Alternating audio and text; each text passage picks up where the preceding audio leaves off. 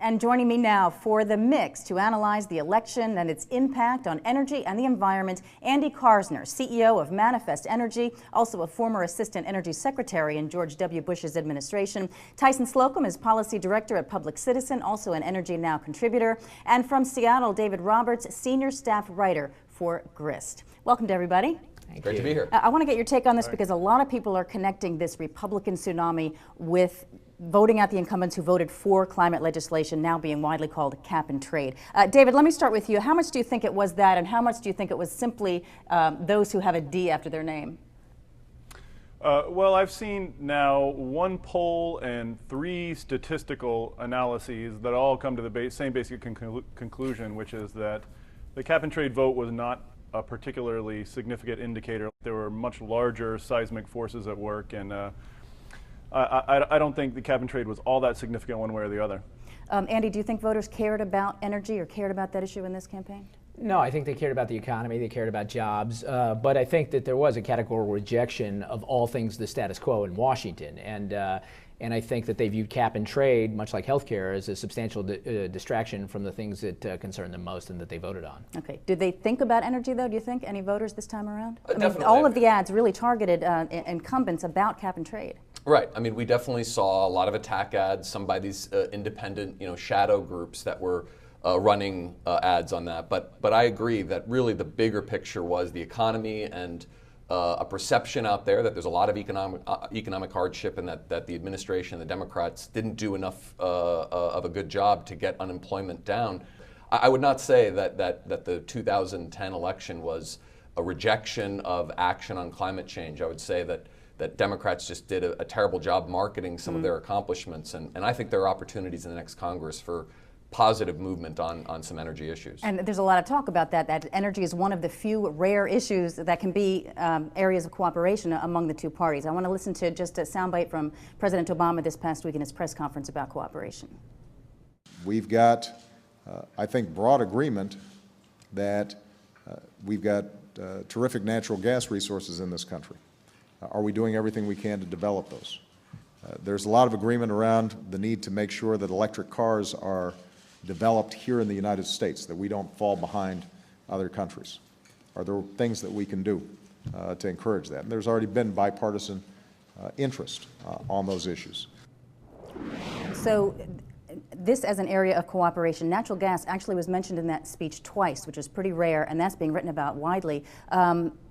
Would you agree that this is an area of cooperation? Well, I do. I just don't know what Washington's role in it is. I saw that several members on the Hill on the Democratic side said, well, natural gas is sort of developing by itself. So I get a little bit concerned when you say there's something to do about it, because I think the primary thing the government needs to do right now is get out of its own way. And if it wants to ensure that natural gas keeps scaling and giving us a clean, reliable resource that can give us domestic security and alleviate some of the emissions problems, I think the main thing to do is to not get overly excited about how to wrap its arms around it and love it to death. David, do you think we'll be hearing more about natural gas from the federal level? Well, I think Andy's right that natural gas is going to be a big winner in the coming decade, almost regardless of what Washington does. So it's somewhat convenient for politicians now to be embracing it. Well, the president mentioned EVs. He mentioned efficiency. What about, Tyson, say nuclear, clean coal? I actually see continued strong bipartisan support for putting federal incentives and reducing some regulatory hurdles for coal and nuclear. I also see a lot of opportunity on energy efficiency issues. We've had some excellent work in the Senate Energy and Natural Resources Committee on energy efficiency, and I think a Speaker Boehner and a Fred Upton are going to be very cooperative on getting some sort of fairly sweeping energy efficiency measures. What about federal action on climate legislation or energy legislation? I mean, it failed with a fully Democratic Congress. Is it impossible now? Yeah, so I think the real question is less about what the policy is than execution and performance and implementations of the policy you have. We had 12 years in this country with no energy policy at all, and then in 05 and 07 we had sequel energy policy bills with a bipartisan coalition that Obama was for. You remember McCain calling him out saying that one voted with President George W. Bush. That was a fragile coalition of people who prioritized national energy security alliances over local and parochial concerns. So this doesn't break purely along political lines. It usually breaks along geographical interest across the country. And now the president has got to stitch back together that coalition that he was part of to actually get something done. And I agree that Speaker Boehner and the others also have this at their interest, but we're going to shift from an emphasis on climate change to a re-emphasis of energy security as the major priority. Well, how about the EPA stepping in to take action? If nothing's done legislatively, we have the president also saying in that press conference, EPA is under court order, saying that greenhouse gases are a pollutant, they fall under their jurisdiction. So, David, let me ask you, what happens as far as the EPA now? Can it become a target? What can the GOP do? Well, one thing they can do is just talk about it a lot, make it a center of attention. They can call hearings. They can call Lisa Jackson down to testify every few weeks.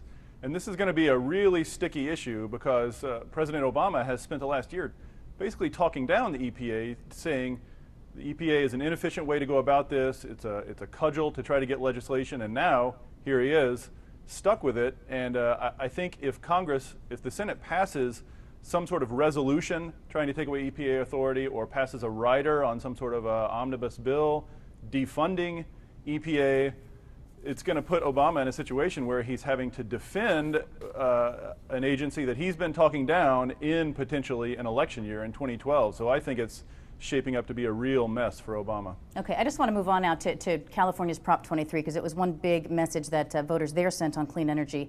Do you think the votes in California that were for cleaner energy signal a national direction for clean energy, or do you think California now stands out as a state that really needs to come to its senses about all this? Who will be the leader of the future? Well, it's accurate to say that California voters are not like South Carolina voters, so you can't necessarily attribute everything that goes on in California to nationally. But I think the campaign, I think environmentalists can learn a lot about the campaign. What they gave voters was a very clear, stark choice between the interests of a handful of out-of-state oil companies or protecting the planet and creating high-tech, clean energy jobs. And that kind of clear, stark decision is what voters really responded to. And I think that combined with continued EPA authority, with now the state authority in California, New Mexico is making moves to regulate greenhouse gas emissions, you're going to have more and more pressure on Washington to do something. Mm-hmm. I think Obama all but buried it and made very clear what was obvious, which is that cap and trade as a legislative proposal at the federal level is dead. So there's no extrapolation from Sacramento to Washington. There's no extrapolation from Sacramento to any of the other sweep of new governors that are crossing the country and have no intention of having anything like that.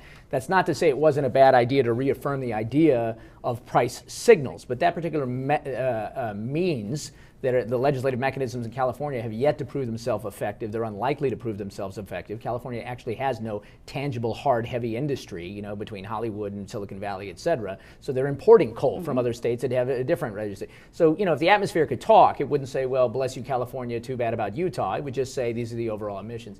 And so we've got to sort of get out of this fantasy that one state's doing it right and the others aren't. And so California's done some self-imposed cost under themselves with a long-term bet, and we'll see what plays. Okay, we'll have to leave it there. Andy Karsner, Tyson Slocum, and David Roberts, thank you so much for offering your insight this week. Thank you. My pleasure.